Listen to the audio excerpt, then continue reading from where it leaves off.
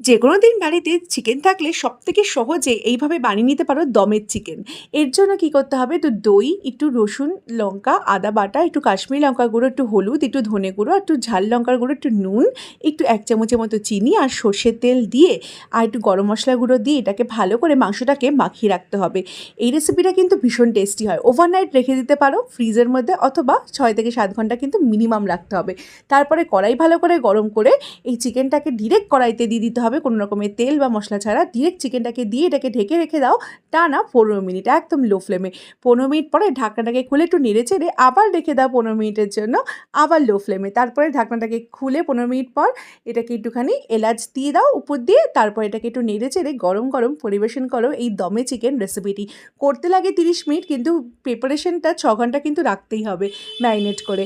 একটিবার recipe try করে দেখো, সবাই কিন্তু চেটেপুটে খেয়ে প্রশংসা করবেই করবে রেসিপিটি যদি বাড়িতে করো।